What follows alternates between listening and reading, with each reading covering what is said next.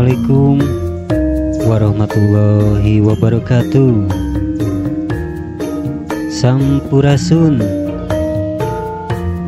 sareng rahmatna Allah.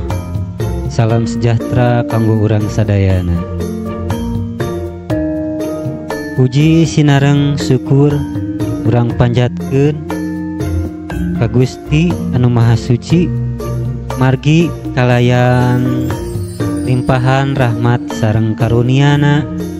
Dina kesempatan ieu urang tiasa riung mungpulung ngabahas hiji topik anu sae pisan kana konteks perekonomian Indonesia, nyaeta ekonomi kearifan lokal Indonesia selaku nagara anu beunghar ku keanekaragaman budaya. Loba pisan potensi ekonomi dumasar kana kearifan lokal anu geus diwariskeun ti karuhun urang. Kearifan lokal ieu ngawengku rupa-rupa aspek dimimiti pola konsumsi, produksi, nepi ka ngongkolakeun sumber daya alam anu lestari. Dina kesempatan ieu urang bakal ngagali langkung jero kumaha ajen tradisional sareng budaya lokal tiasa nyumbang kana pangwangunan ekonomi anu langkung inklusif sareng lestari. Ekonomi kearifan lokal anu ngutamakeun prinsip karukunan antara manusia jeung alam. Muka kesempatan pikeun urang nyiptakeun model ekonomi anu leuwih ramah lingkungan sarta berorientasi kana karaharjaan sosial. Ngaliwatan sawala ieu dipiharep bisa leuwih paham kana potensi jeung tantangan dina ngalaksanakeun ekonomi kearifan lokal di Indonesia. Oge kumaha urang bisa ngaoptimalkeun kabeungharan tradisi pikeun nyiptakeun ekonomi anu leuwih adil jeung merata pikeun sakumna lapisan masyarakat. Mudah-mudahan sawala ieu biasa masihan wawasan anu mangfaat sareng ngadorong urang pikeun langkung ngahargaan sareng ngamangfaatkeun kearifan lokal salaku bagian tina solusi pikeun ngungkulan sagala rupa masalah ekonomi anu disanghareupan ku bangsa urang. Mangga ulah nyangkong ting kana waktos urang bahas wae ieu ekonomi kearifan lokal teh kumaha. Mangga wilujeng ngadangukeun.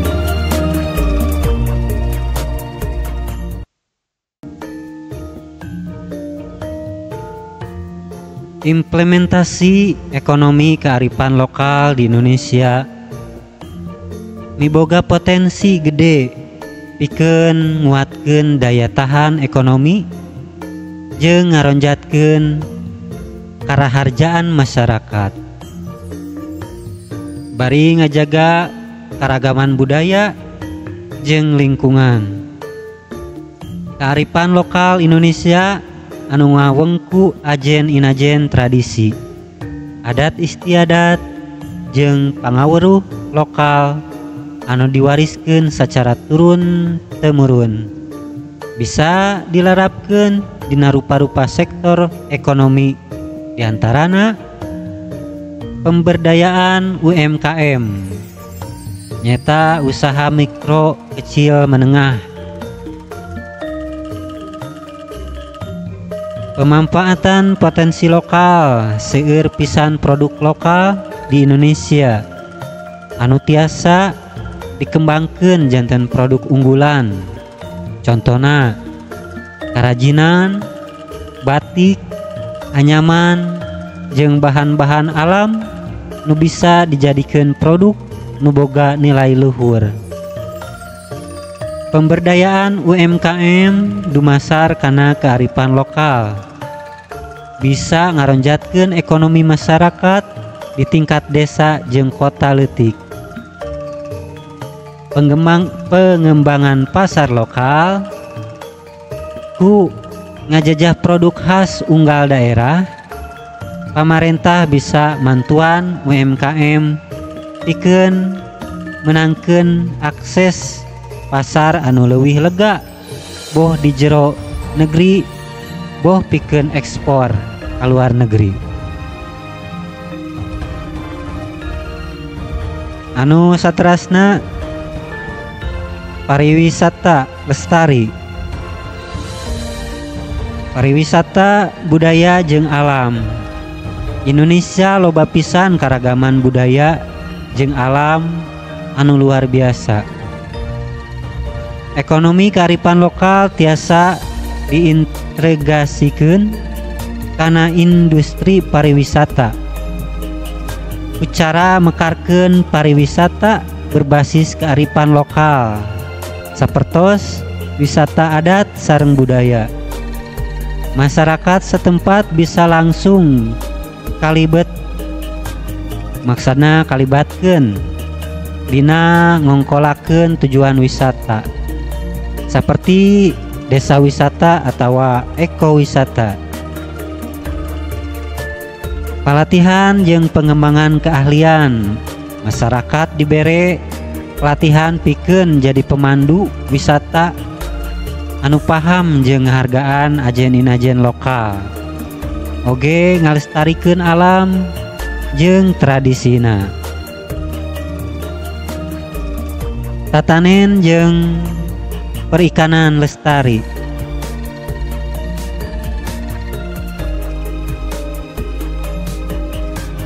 Agroekologi jeung pertanian organik. Loba sistem tatanen tradisional di Indonesia anu dumasar kana pola tani organik jeung ramah lingkungan. Kayaning sistem tumpang sari pertanian berbasis komunal atau pola penanaman anu geus akrab jeung masyarakat lokal. Implementasi kearifan lokal bisa mantuan ngaronjatkeun keamanan pangan jeung ekonomi. Ngamanfaatkeun produk lokal nyata ngamanfaatkeun hasil tatanen lokal seperti bumbu, tutuwuhan ubar, jeung produk unggulan sejenna. Bisa diolah jadi produk tuturunan atau turunan anu ajen tambah luhur. Ku ngutamakeun konsep kearifan lokal, ieu produk bisa jadi komoditi unggulan di pasar global. Anu saterasna pengelolaan sumber daya alam lestari. Nyata pelaksanaan sistem pengelolaan alam berbasis kearifan lokal. Masyarakat pribumi Indonesia mibanda sistem pengelolaan leuweung jeung sumber daya alam anu kacida wijaksana. Seperti di Bali, sistem subak pikeun ngongkolakeun irigasi tatanen atau sistem leuweung adat dumasar kana kearifan lokal bisa ngarojong kana kelestarian sumber daya alam. Ngahijikeun prinsip-prinsip ieu kana kawijakan manajemen sumber daya alam biasa nguatkeun ekonomi lokal bari ngajaga lingkungan tangtuna. Anu saterasna ekonomi kreatif dumasar kanu budaya lokal. Kamekaran kesenian jeung kerajinan. Rea wewengkon di Indonesia miboga kabeungharan seni kerajinan anu bisa dimekarkeun jadi industri kreatif anu ngajangjikeun ku ngawanohkeun ajen-inajen kearifan lokal ngaliwatan seni atanapi musik atau tari jeung kerajinan sektor ieu bisa naikkeun ekonomi daerah. Desain produk lokal anu kaasup anu ekonomi kreatifnya dumasar budaya. Desain produk lokal, desain produk dumasar kana budaya lokal. Sapertos batik, anyaman sareng lawon anyaman biasa dipasarkeun di pasar domestik sareng internasional, ningkatkeun penghasilan masyarakat lokal. Contohna bae sawang saning tenunnya eta oge termasuk anyaman lawon gitu tah. Anu saterasna, anu hal saterasnya nyaeta pendidikan sareng pelatihan berbasis kearifan lokal.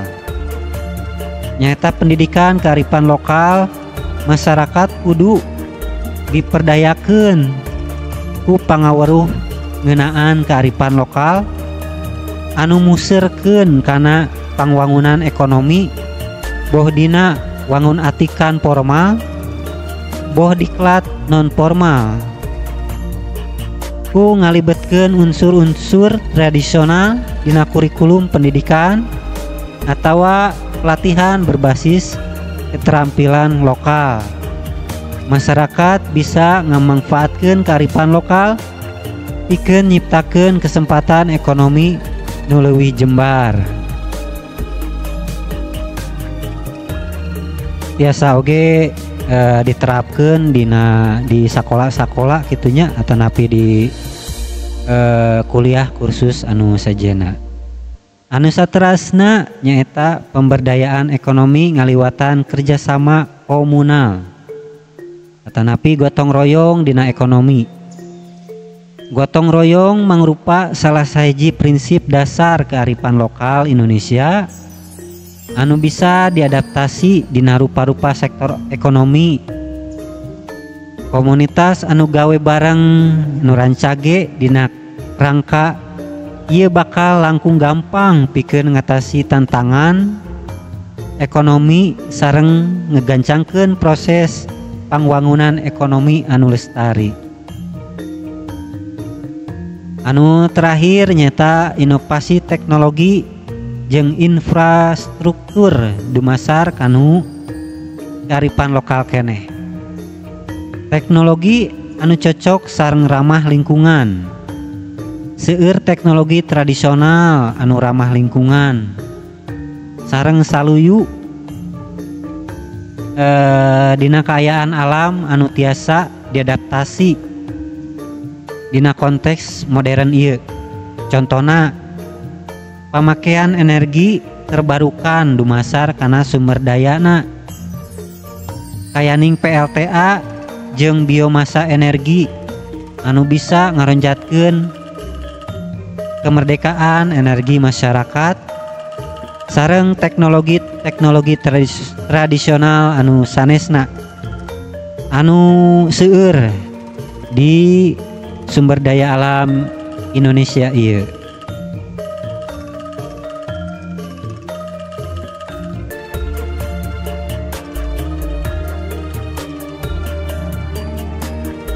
Para wargi sadayana kaum dangu di mana wae ayana sa Indonesia kacindekan ngeunaan pembahasan ekonomi kearifan lokal Indonesia nyaeta yen kearifan lokal miboga peran anu penting dina ngawangun ekonomi anu lestari jeung inklusif.